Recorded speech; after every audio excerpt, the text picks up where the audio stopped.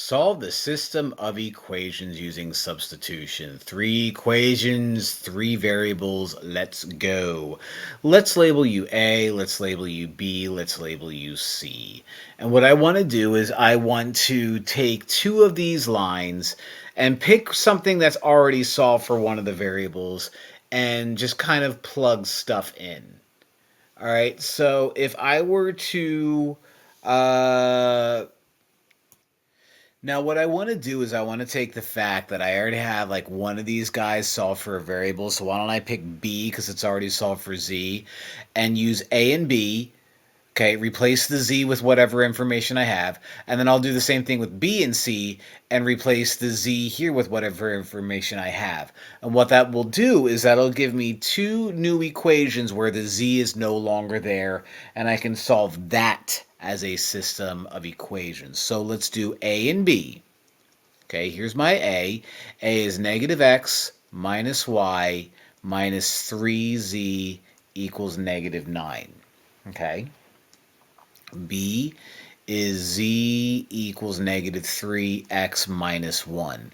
So since z is already solved for, let's plug that into the A equation. So that makes the A equation negative x minus y minus 3 times z, which is now negative 3x minus 1, and then equals negative 9.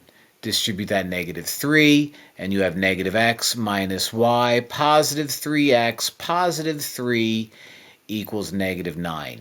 Let's combine like terms. So that gets us 8x minus y, and if I subtract 3 from both sides, that crosses out and gets us negative 12. All right, so we did A and B. Now, using that same B, let's use B and C. So I'll see if I can squeeze that in. B, again, was z equals negative 3x minus 1. And then C is x equals 5y minus z plus 23 Michael Jordan. All right, so x is going to equal, if z is negative 3x minus 1, x is going to equal 5y minus parentheses negative 3x minus 1 plus 23.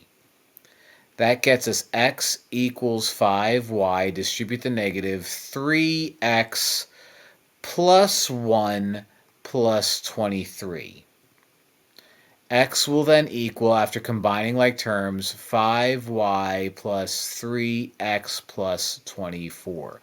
So I could use that equation right there and that equation right there and create... Oh, I'm not even done yet. What am I thinking?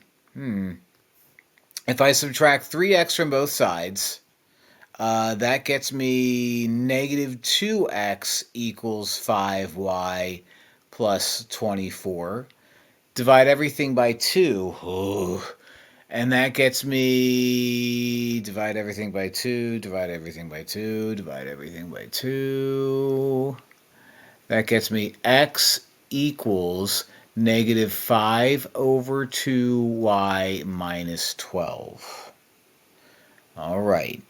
Now that I know that x equals negative 5 over 2y minus 12, and I already have this equation in red, I can create this system of equations to help me solve for both x and y. Not going to be pretty, but you know, these things usually aren't. I know what x is now, so I'm going to plug that x into the bottom equation. 8 times negative 5 over 2y minus 12 minus y equals negative 12. 8 times negative 5 over 2 is going to be negative 20y. 8 times negative 12 is negative 96. Then we have minus y equals negative 12. Combine like terms. That's going to be negative 21y minus 96 equals negative 12. We can add 96. We can add 96. And that'll get us negative 21. Y equals, what will that get me? 84? Divide both sides by negative 21. Y is going to equal negative 4. Now that I know what y is, okay, I could take that and plug that into that top equation right there. So x equals negative 5 over 2y, which is now negative 4, minus 12.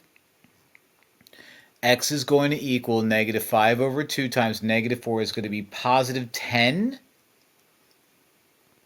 minus 12. X is going to equal negative 2. Now I still need to find z, which isn't bad because look at that. Z is negative 3y minus 1. So z is going to be negative 3x minus 1, sorry. So x is negative 2. Negative 3 times negative 2 minus 1 is going to be 6 minus 1, which is going to be 5. So if I have an x which is negative 2, I have a y which is negative 4, and a z which is regular 5, I got myself my solution. Not easy, but so much fun.